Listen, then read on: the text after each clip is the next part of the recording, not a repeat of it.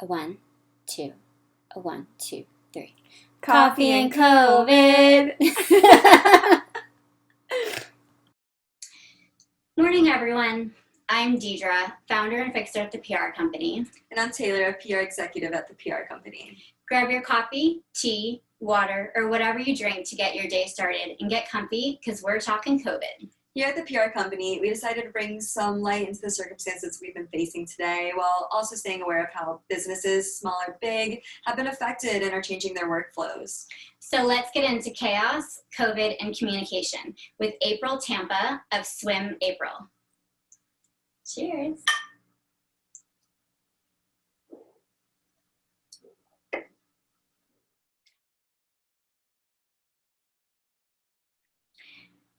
I'm Deidre. And I'm Taylor. And we are here today with Aprile Tampa of Swim With Aprile. Hi, ladies. Thanks for having me. No problem. Happy to be here. So for starters, we wanted to know, what's your coffee order, drink of choice in the morning? We always just say we can really tell a lot about a person by their coffee order or their morning drink. Yes. So I try to start my day with a cup of water first that's like my rule. If I have water, then I can have my coffee. Good thing. I don't implement it, but I've heard that's good. Yeah. My dietitian told me that when I was pregnant. And so I was like, well, I should just keep doing it. So I do water first, and then my coffee is whole milk and then just regular coffee. I try not to, I cut sugar, I don't know, maybe like a year or two ago in my coffee, not in life. Whoa. In the coffee was that? Hey, that's still something. I need it sweet because I can't do, I don't understand how people do black coffee. It's just hot bean water. Yeah. Yeah. It took me a little while, but yeah. I've got my boring green tea, which I've been drinking lately. I don't think it's boring. I love green tea, but I'm doing an English breakfast tea today. It's replacing my actual breakfast, let's say. Yes, the English only consume tea for breakfast. So would you rather make your coffee or go to a Starbucks or a local coffee shop? So normally we make at home because it's just easier in the morning routine. We're fortunate to live sandwiched between a Dunkin' Donuts and a Starbucks, both walking distance, one a little further. But so sometimes on the weekends we will do like a splurge and go to Starbucks because it's a nice walk, especially in the winter. But most of the time we're at home. You've realized how expensive it is. To go get coffee. So we've pretty much been making at home recently. Yeah, we're the same way. It has to be a treat in order to, like the other day I got a COVID test. And so as my bravery reward, I got a donut and coffee from Dunkin' Donuts, which was right next door to the MD Now. So I was like, this is worth it. The test was free from insurance, so I'm going to spend a little money on my bravery reward. I've also noticed, at home, like you said, you won't do sugar. Does it change up when you go to Starbucks or something like that? Oh yeah. If I'm going to Starbucks, I'm getting the real deal. I'm going full tilt, latte. You're like, hell yeah, I do. Okay. So if I'm doing that, it's... Yeah. Enough with the morning breakfast and teas and stuff. So for some housekeeping, where do you work and what is your role? Yes, so I am the owner of Swim With Aprile, and I'm a private swim instructor. I'm also certified in water aerobics, and I basically teach at people's homes. I was teaching at University of Miami for 13 years. Before COVID, but our pool is shut down right now. So I've only taught this year at people's homes. Speaking of COVID, what were or are your fears about the pandemic on both a personal and a professional level? Yes. So as Deidre mentioned, I have a 3-year-old daughter.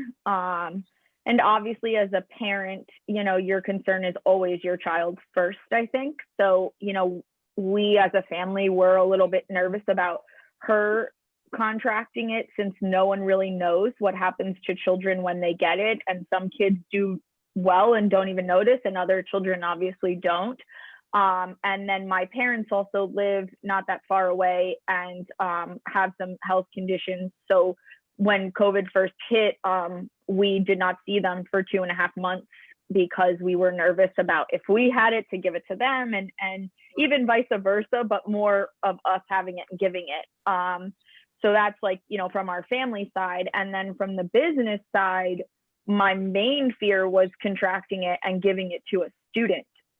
Because of what I do, there is close contact. You know, the older my students get, the less I have to be on top of them.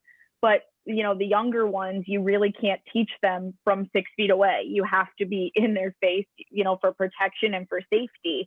So I was really nervous about, you know, potentially bringing it to someone else, especially, again, a small child, because nobody knows what, you know, what could happen.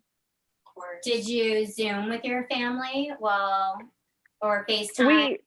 Yeah, we FaceTime every day anyway. So it actually wasn't a whole lot different, with the exception of the weekends when we couldn't see them. And then also filling the hours in the day, because if Audrey isn't in school, a lot of times I'd take her for the day and go to Fort Lauderdale and, you know, spend the day with my parents. Or they have a beautiful pool in their backyard and they live very close to the beach. So it's kind of like a vacation.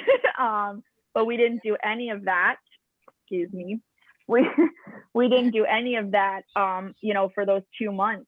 So it was a lot of FaceTime. Kids grow up so much during that, like a 2 month, 3 month time frame. When you're 2 years old, 3 years old, Yeah. There's a lot of milestones that are happening. And like you said, the pools were closed, but beaches were closed for a while as well. Yeah, and that's what exactly. So that's another reason why there wasn't a whole lot of like point of us going up there, you know, because you just really could, even if we were, because a lot of that also in the beginning was before this 6 feet rule came out, and you know, everyone was just, don't go outside of your house, you know, don't see other people. And then it was like, okay, now you can start with the distance or whatever. So from March, you know, 12th or 13th, whatever, their 16th, they're declaring, you know, the start of COVID. We didn't see my parents until Mother's Day. And then we finally decided that at that point we felt comfortable, you know, seeing each other. So. Wow. So before COVID, post or pre-COVID, you were working on a website launch and other items. When COVID hit, how did that impact your work and what you were planning on doing, and how did you have to realign? Yeah, so I actually came up, my website was pretty much finished by the time COVID started. So I did launch it. It's, you know, very basic, but it's there. It exists in the universe. But I had come up with an idea to do videos and kind of share like tips and tricks with clients and just the general population of, hey, you're at your house right now, you have these inflatable pools, you have your real pool, but you're maybe not comfortable having a swim instructor. But then my husband started working from home, and obviously our 3-year-old was home full time. And so all of these wonderful business ideas that I had sort of had to take a back seat because there was just too much movement in our house. And too much going on to take the time to sit down and really like put the bandwidth to something like that. So, and then I was really unsure when COVID, I don't really start teaching generally till April and May because of weather, which people in the Northeast will laugh at us Floridians, but it is cold here for us and the pools are not heated a lot of times. Yeah. So an 80-degree pool sounds wonderful to someone who is not, you know, but to us Floridians, that's cold. So I wasn't sure if I was going to work. I didn't know if I was going to have any work this year because of this prime season, right? Yes. So when March, I was just freaking out thinking, okay, I'm just not going to have a career this year. 2021 sounds good. and just kind of trying to figure out how I felt about that, which took a lot more out of me than you would expect. Yeah. So what steps have you taken or are you now taking, since maybe Audrey's back in school part-time, to kind of regain some of that footing that you lost, during those months where you maybe didn't teach or didn't teach at the level that you wanted to? Yeah, so fortunately around April, May, when everybody got a better understanding of COVID, to a certain extent, because we still don't know that much, but I was able to go to work, and I just limited the amount of clients that I was seeing. And in that also implemented safety procedures like a face shield, a mask, depending on the age of the student, what really made more sense. And then also, space in between clients. So I wasn't necessarily seeing people back to back in order to give a little bit of room. And so that felt good. And obviously, gave me a little bit of independence from everybody being in the same space 24/7. Yeah. And then as far as like the items that I had planned maybe during COVID, they're still sort of on the back burner. I still have all my ideas and all of my, scripts for those videos and stuff like that. So the hope is maybe now in the off season, that's something that I can develop. And now I'm just trying to catch up on things, because when I would go to work, I would just go to work and then come back home and jump right back into mommyhood. So a lot of that administrative stuff that we do as small business owners sort of just went by the wayside. So those are things that I'm trying to do now that she is back in school for a couple hours every day. Yeah. And so, working primarily hands-on with clients, how did the quarantine really affect that? I understand, a lot of pools are chlorinated, so maybe that can be taken into consideration. But like you said, you have to be very close with a lot Especially of people. little ones. Kids, yeah, that don't even know how to swim or even float. So what was and I think me and Deidre maybe had this conversation, you can't really wear a mask in the pool. I mean, you maybe, but right, but a child, especially, who's gonna just pull it off, and get it wet, and yeah. So the children that I was teaching had no protection for themselves because it's not safe. As you were saying, as an adult, it is a little bit easier. Because I've done this for so long. I mean, I've been a swim instructor, like I said, for around 13 years. I can understand the water a little bit better. So I was actually able to wear my face shield and swim in it, go under and that kind of thing, which is not enjoyable, but it works. Yeah. And then I recently discovered that I do have some masks that I can wear in the water, and still be able to breathe and go under with my kids. The problem is seeing this, right. As a small child, someone comes into your house you've never seen before.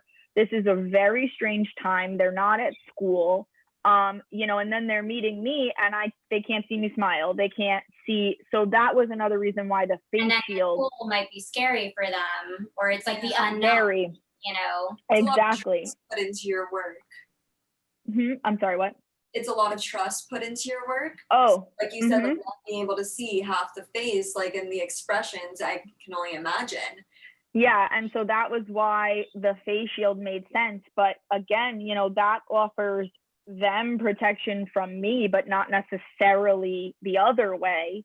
Right. And I had to put a lot of trust in my clients that they were not doing anything irresponsible to put me and my family at risk, just like they had to trust me that I wasn't. And I wasn't. That's the whole thing too, is that even things started to open a little more or that kind of thing. And we had to sit down as a family and say, okay, what puts my business at risk?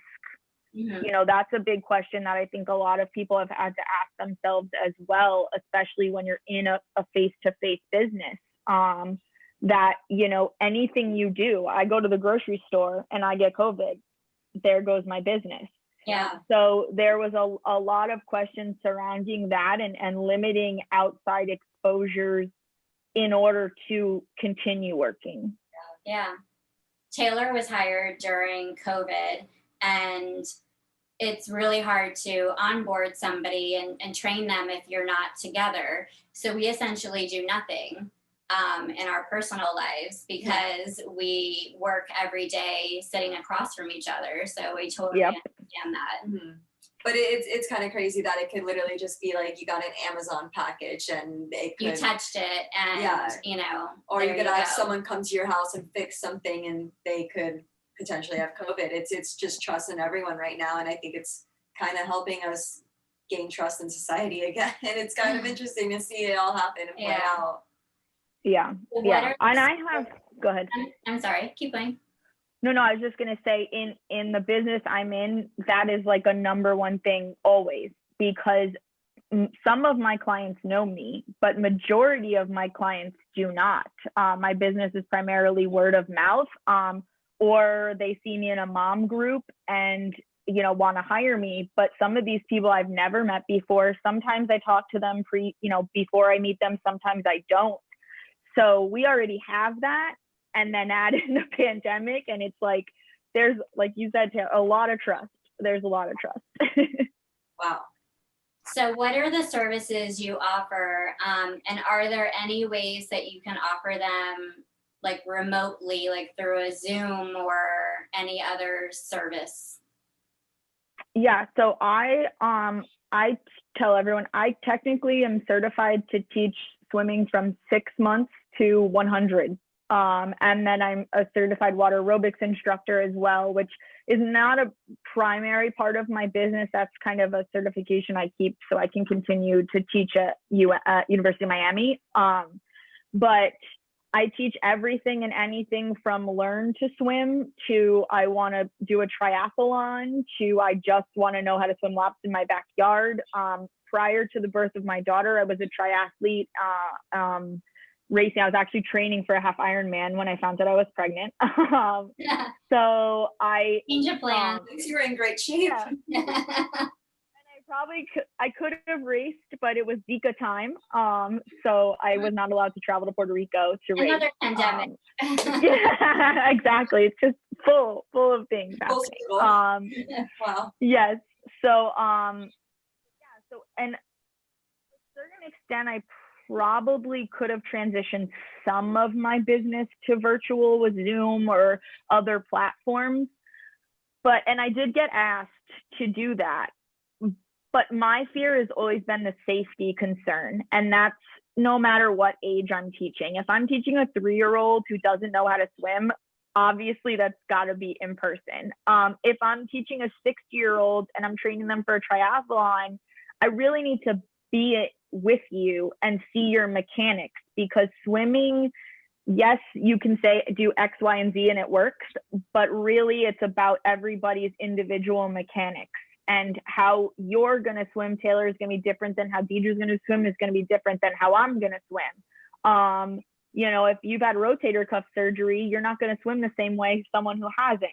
So it's possible, but it wasn't a business model that I chose to try, because it's not my personality to do that. Maybe, I mean, eventually, like water aerobics sounds cool. Maybe you could do like a class on that. But like you said, like if you wanted to do Zoom that way, like I feel like you could do that. But I get that it's hard if you're training or teaching to. It's like all a liability. Yeah. And actually, sorry, go ahead. No, go for it. I was just going to say, actually did like virtual classes, during this, because our facility was shut down. And I thought, wow, that's so cool. I wonder if we could do water aerobics. But part of the issue is like a lot of people don't have pools. So where you that's why they were at Exactly. If you had a pool, great, and then also, where do you put the computer so you can see the instructor without worrying about getting water? So it was kind of funny because when I heard that, I thought, oh, wow, this would be so neat. And then I was like, wait a second, logistically, that doesn't really make sense. So what would you say your age range is for most of your clients? 3 to 6, 3 years old to 6 years old is about the prime age for me. I do teach before 2, but it's very different. So I do prefer to start at age 2. And before that, I like to do like mommy and me, or I'll go for a couple of sessions and show the parents, okay, here's what you should be doing, and then call me in 6 months or that kind of thing. So yeah, but 3 to 5 is really the perfect age to learn to swim. They can communicate with you and tell you what they like and don't like. And they can also communicate if something's wrong, which is a big thing, in the water. So yeah, so I think that's like that's where I like to be. Those are my prime students. Mhm. So a majority of your clients don't know how to swim? Yes, I do get like one of my main clients this summer was a family with multiple children, and they all could swim, but they wanted them to be better. So that was the type of situation that I do get occasionally, but for the most part, yes, it's come in for a week or 2-week blocks. I try to do every day at roughly the same time. And it's 30 minutes each class. And then we're literally starting from 0 most of the time and trying to keep them safe and get them to swim. I'm not developing Michael Phelps, although that happens. I won't say no. But it's primarily just, God forbid, a kid gets out of their house and then gets into their pool, because a lot of the pools, thank God, nowadays have pool fences and they're locked and the children can't access the openings. But my goal in life is just to make sure that if a kid gets into a pool, they know how to get themselves out in whatever capacity that is. That's very important. Yeah, in Florida, Miami, I think everyone almost has a pool in their backyard. For the most part. So I remember always having a fence, but then it'd be broken or like someone forget to shut it all the way. So it makes accidents happen, and unfortunately, they do. And so if you're trained and at least can figure out the way out of the pool, that's key. Yeah, like I don't care if they're the most beautiful swimmers, especially when we're talking about that age range of 3 to 5. When you start getting into older kids, it's a different situation. But that 3 to 5 age range, even up to 3 years old, it's really like just get to the edge, get to the steps, just get yourself out of the water, because I'd rather see a kid standing on the side soaking wet, even if they're fully clothed, and be standing on the side than see a kid in the water. Yeah. That's just enough to touch the bottom. Yeah. Even in the shallow end. Yeah. So I'm going to change up our next question because it's something that I'm curious about. With gyms closed for a long time or now open, and I personally have hesitation about going to the gym because I feel like it's a germ fest to begin with, and then you add COVID into it. Have you seen a spike in people that are looking to exercise for, like, to do laps for like adults for exercise instead of going to the gym? Yeah, I don't know how many people have pools that allow them to do that. It's part of the my follow-up question is, do you have to have like an Olympic sized pool to do laps, or do you just do like a million transitions? Yeah, you don't have to have a lap pool to do laps, but you do want to have a pool that has a decent amount of space. And kind of touching on the safety issue we were just hitting on, a lot of cities now have made it where pools are not as much fun for lap swimming or for like recreation, because there's now all of these rules you have to have because of safety, which obviously I'm big on, but I do think it takes away from the point of having a pool if you want to use it for exercise. So I've heard of more people swimming once beaches opened, specifically like Key Biscayne, as us Miamians know, is a big hot spot for swimming, especially for triathletes. A lot of people I know have been doing like open water challenges, and that kind of thing, because they don't have access to pools. And finally, the county pools are reopened now. So I've seen some master's programs and stuff like that are restarting. But yeah, unfortunately, backyard pools don't necessarily give you what you need sometimes if you're talking about from an exercise perspective. Well, we're going to talk offline. I'm going to send you a picture of my pool and let you know if you can help me. Yeah. You were saying that there are like a lot of rules and regulations and making swimming a little bit less fun and a little bit less recreational. Is that because of COVID? Or just safety in general? No, just in general, with mainly drownings. Now if you're gonna, and I know this because I'm hopefully potentially putting a pool in my house, you now have to have an exit at both, like where the traditional stair entrance is that we're used to seeing. And then now you have to have an exit at the deeper end or at the other side of the pool as well. So that somebody, if they get to either side, can just exit the pool, but via a step. So if you think about it, most of the ways they're doing this is they're putting like a bench at the deeper end of the pool. Yeah. But if you're doing laps, you're just going to be swimming into a bench and then coming back and hitting the steps. So, that's, again, like, I understand the drowning issue, but that's something where it's like, I don't know about that. But because of COVID, similar to all county parks, all county pools were shut down. So, just like a gym situation. So that's something, like I said, that I know now in like the last month, I want to say they've maybe longer, they've opened up. And I now have friends that are starting to get back into their routines, master's classes, like stuff like that, as adults, so that they can start swimming again. Gotcha. So like, let's say pre-COVID, you were doing in swim classes at I'm sure other people were in the facility. They'd be like, hey, like that looks really interesting. I want to get your information. Since quarantine and having to stay at home, or how has communication with clients and getting new clients, how's that been? Yeah, so I am fortunate to be a mother because I have access to groups that if I had, when I wasn't a mom, I wouldn't have had access to before. So luckily in that respect, I've been able to keep adding new clients and people that have met me in that way. They're looking for a private swim instructor on a mom group. I respond, and hopefully the relationship works out.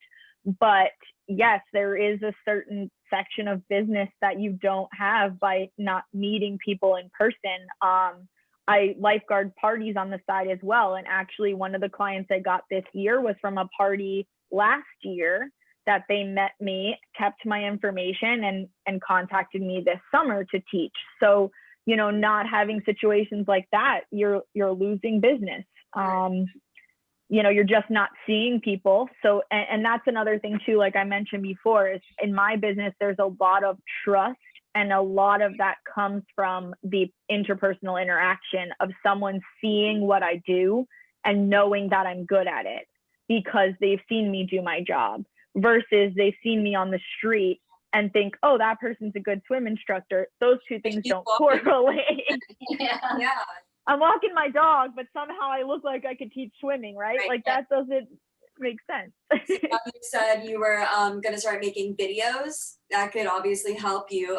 Do you think social media has been really helping you since quarantine? Yes, primarily Facebook. I did start an Instagram during COVID as well, which is something I didn't really think I'd ever have for my business. But, again, it's not exactly, thrilling stuff that you're seeing there. And I'm working more on the social media side of things because, as you all said, like the slowdown in business does make you rethink, like, okay, what does business in 2020 and on look like? How are we going to get clients? How is this going to happen? may never, ever let me in their facility again. And I'm not saying that would be a fault to them, but they ultimately have to protect their students and things like that. So they may decide that children's swimming classes are not something they want to continue because of, again, letting people into the facility and germs, liability, exactly. So that is a business that I may never get back, and a place that I've taught at for so long that I may never go back to for that reason. So I've had to kind of decide, like, okay, what do I do now? And that's where the social media aspect comes in. Do you think that you will stick to this like new normal that you've created with the social media and, working on the videos after COVID lifts, or however we get a vaccine and, we're back to whatever our new normal is? I definitely think the social media, I would like to continue and also learn more about how to do that, because for me, it's always just been like family photos and Instagram to like, oh, look, that shirt's really cute. I'm going to star that so I can go buy it later, that kind of thing. Yeah. So I've never really looked at it from a business perspective. So I'd like to continue with that. The video thing, to me, it's something I really want to do. It just seems like such a good idea, especially in a time where fitness and home fitness is so important. I think we could stretch that even further from the safety perspective, which is very near and dear to my heart when it comes to water, and any kind of water. I just feel it so deeply that it's such a necessary thing. So, that's something that I just have to kind of kick my butt in gear and do it. And then as far as like new normal, I kind of let my clients decide, what they want. So next summer, if they're like, hey, we still want you wearing face shields and masks, like, then I'll do it, and again, none of us know, we might still be wearing face shields and masks to the grocery store at that point. Like, I don't know. So, yeah. So we discussed how you find new clients through the groups and stuff. So has that garnered you a good clientele, like during the quarantine? Yeah, I think so. I mean, I get very connected to all my clients, probably to a fault, maybe. And I think that's probably because I'm dealing with children. And if you enjoy, especially like young children and being around them, it's hard not to feel connected. I think of myself as a teacher, similar to a teacher teaching your child in kindergarten. How many kindergarten teachers have you met in your life? They're like, nah, I didn't really like that class. Right. None. Yeah. They might have a kid, they're like, that kid, but like they're doing this, for a reason. And so I'm fortunate that in all the years I've been teaching, I could probably name on one hand the amount of clients that I didn't have a great relationship with, and you move on and you look for the next one and hopefully have a better relationship with them. So I've been really lucky. This hasn't impacted my business, exponentially. It was all my choice of how much I wanted to work, and also, kind of respecting the clients that I had and their wishes. That's great to hear. If the pandemic continues, like we said, into 2021, which we have no idea, we're somehow in October already. Like, who knew? Are there any differences that you are going to make to advance, how you work, or,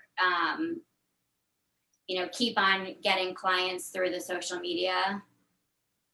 Yeah, I definitely think that I probably, and it's one of my projects, I guess you could say, for off season, is to kind of, I don't know if you'd say like onboarding, but to have a system in place to kind of connect with people prior to meeting them. So if a client's interested in hiring me, to kind of get some background information from them previously, because,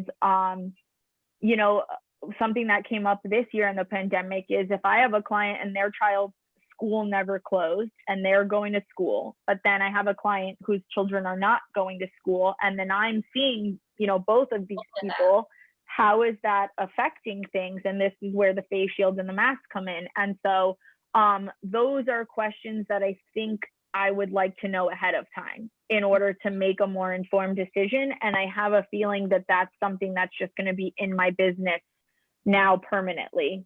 You know, not specific to COVID, but just what's your child's background? You know, are they going to school? Are they home? You know, how many siblings? Like things like that, that I before really could care less about. Does vaccination To be honest. come up? You know, some families vaccinate, some families feel like they don't want to vaccinate. Has that ever come up in your business? I never thought about that, to be honest. I never even considered that factor. And I guess now that's a large question. Like that is something I guess I will have to I ask. think a year or so ago, like a measles outbreak, and you know, what if, I guess, you know, some parent, I got vaccinated because I grew up in the time frame when everyone got vaccinated, because that's just what you do. Your doctor says so and you do it, and that's it. Yeah. But now that's not always the case. Yeah, I will say, I mean, I don't not teach anyone because of that. I've never asked any of my students. I'm pretty sure the people that I'm, you know, the clients that I'm getting are probably pro-vaccination. They would I mean, probably say something to you if it was a concern of theirs. Yeah, and I also think too that you know, generally, again, now COVID with school and stuff, but like if you want to go to a mainstream school, they have certain rules. And yes, you can sign a form and get around it and all that. But for the most part, if these kids are going, for instance, to like public school in Miami-Dade County, they have to, you know, meet certain criteria. So, you know, that's, I guess that is a valid point that I never really thought of. Maybe that should be on the checklist. I might need, I wrote it down. I'm like, I think I probably should add that. It's interesting because, you know, flu season comes around. Just some people just don't get the flu shot. It's not mandatory, especially in school. So, well, especially you know, for children. I don't think that children get the flu shot, do they? So they do, but it's 100% optional. Like you said, it might be the same thing. It might not just be like the other shots that you get as a child that you need to have. Right, it might not be mandatory or you. Yeah, I don't believe they could. I don't think they could make. I mean, technically, no vaccinations are mandatory. That's why you have parents who choose to vaccinate and choose not to. But you are correct, Taylor, that like the flu shot is optional. It's not required to go to school.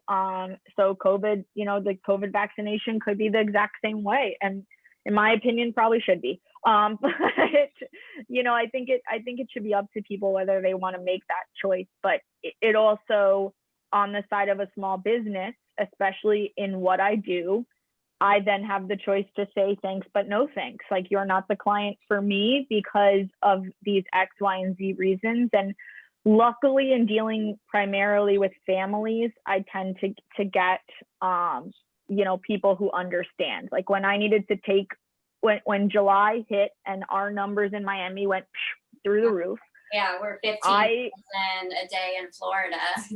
Yeah. I had 3 new clients that were supposed to start from like July 1st. 2 of them made the choice on their own that they did not want to have me come into their space, which I totally understood. And then 1 client, I decided, and I said, I'm really sorry, but like, I'm just getting too freaked out now. And I have my daughter I have to worry about. And, you know, and I had at that point, I had already clients that I had started in May and June that were continuing through the summer. So I said, I have to like not do anyone new and just stick with who I have. And when I'm comfortable to add people back in, you know, then I'll let you know. And to be honest, that still hasn't happened. So kind of before we were talking about, you know, the future of Swim with Aprile, where do you see your business in 5 years from now? So I'd like to, in 5 years, have some more instructors. I'd like to have some people working for me, even just in my prime season, and maybe running the business from a back end, or, you know, choosing which clients I want to work with based on proximity and things like that. And I'd kind of like to have a larger name where it's not just word of mouth. It's something where, you know, at least in Miami-Dade, because, you know, I'd love to make it Tri-County and go to Broward and Palm Beach too. But, you know, in the next 5 years, I think specifically in Miami-Dade, I'd like to be like one of the top, maybe 5 swim schools that if somebody says, you go, oh, I know that person. Yeah. What is the biggest lesson that the pandemic taught you? That it's okay to have less clients. Yeah.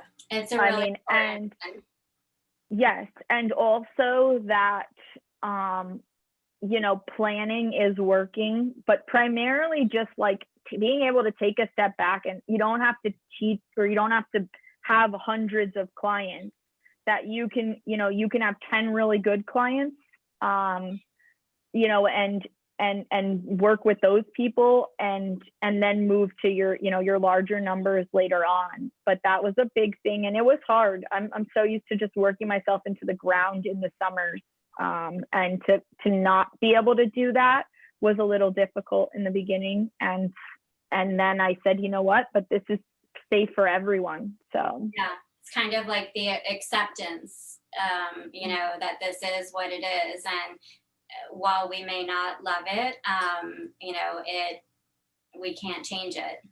Mm-hmm. This is a little, Yes. you know, do your hands get really pruned from being in the water? Every If time. if I'm teaching more than one class, like I taught this morning and I'm totally fine, like nothing. I don't know what but it is, but like I can go in the water for 30 minutes and like be prunes in the center of my palm for like 2 days. It's really odd. She has a lot of odd quirks. quirks. We can call them quirks. Quirks. So I also have one more question on my end for you. Did you contract COVID? Did you have a scare at all? No, I Oh. did not. I mean, full disclosure, I also did not get tested at all. I have not had a COVID test. I've not had an antibody test. I thought about Not it. fun. I did. Yeah. Well, I'm not. I mean, when my season was starting, I did think about getting tested in order to be able to present the results to my clients and say that, you know, I don't have it. But then I realized that you'd have to be tested every 2 weeks. Yeah. In order to do, you know, for it to be a functional part of your business, it would have to be every 2 weeks. And just be like I decided that in Yeah. like I don't have it. Because at any point you could have been, you know, those You test results could have been contracted it. null and void. Yeah. Exactly. And so I looked at it from the perspective of, I do not have the time to go be tested every 2 weeks. You know, again, full disclosure, honesty. I don't have the time to do that. I have a 3-year-old. So, and I'm not going to be dragging my kid all over Kingdom Come, you know, for COVID testing. And so what I decided was that I was going to like obviously self-monitor. And if I had started to have symptoms or feel bad, or even in the case of my daughter, if my daughter had gotten sick for whatever reason, even though she wasn't leaving our house, you know, that I would have said to my clients, hey, you know, we need to stop. This is what's happening. And I would have, you know, addressed it at that point. But I felt like getting tested would, I don't know. I also don't know if I believed a lot of the testing, to be honest. They're not, none of them are 100% accurate. And we're learning more that the rapid testing is even less accurate, like the immediate testing, and you know, even the one that takes 3 days isn't 100% accurate. There's now they're doing the throat, and you don't know how the throat differentiates from the nose, and now they're doing double nose. Yeah, and there's like false positives, and you could think that you're fine, and you really have it. Or at home testing was a thing for a while, and everyone's like, it's 70%. Just like, you never know. So I think it's really just like 70% is like considered a C, right? Yeah, like in school, like that's not really what I want for my test. Right. Yeah. Yeah, and I respect people who have tested. I also, you know, there's multiple swim schools in Miami. Again, some run their facilities, some go to houses like I do. And, you know, I know some of them went through testing with their employees and stuff. And I respect 100% the choice of people to do that. I just felt like personally this was the better way to handle it. You know, so again, not that one is better than the other, or you know, that you know, I did something wrong and they did something right, or vice versa. I just felt like, you know what, I can, you know, look at myself, and if I don't feel good, you know, then I can take my time away and decide from there what's the best step. So Yeah, and like you said, you didn't have a scare. Like no one came up to you and said like, "Hey, like I was with you, but now I have COVID." yes, Yeah, We- we were 100%. in that yeah, position a that's few where times. we've been exposed, you know, by not our own fault, but you know, so we've been tested. No, and that's another reason too. Like I was saying, like I would go to the grocery store, you know, with my mask on and everything. And then for a while we obviously did like Instacart and whatever. And those were things where I was like, we did nothing else legitimately because of my clients. I mean, we had when things started to settle down, I had family, you know, we have a pretty extended family, and they were like, yeah, we're gonna do these like dinners, like, you know, everybody feels comfortable. And I was like, I'll see you when my session, you know, when my season's over, because I cannot take the risk of seeing, and that's my family. And I'm like, no, I'm sorry, but like I If cannot. you're not doing anything, but you don't know, you know, what somebody else is doing. Yes.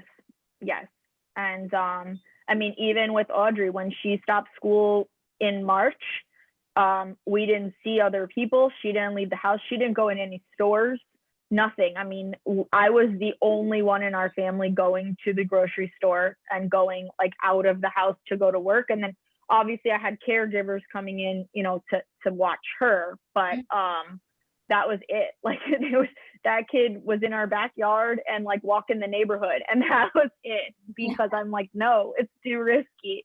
Yeah. So as we wrap up today, our last question is, if your life was a hashtag, what would it be? So I thought about this one, and I think probably hashtag mom swim, because those are the two things that I do most with my life right now. I would love to figure out one that has like water in it somehow, because I'm just so drawn to any type of water. But yeah, I think that's probably what I have to go with for now. Are you a Pisces by any chance? No, but I am an Aquarius. So it's just as good. So what's your hashtag? I say that I was meant to do this. I love that. I think my hashtag would be just keep on keeping on at this point. Mine's gonna be laps with April, because Ooh. I'm eventually gonna get you to teach me how to swim. I know how to get out of the pool and do all of that. I had swim lessons when I was a little kid, but like to do laps is a whole different story. Well, I would love to, definitely. Well, thank you so much for joining us on Coffee and COVID. Thank you. Cheers to April.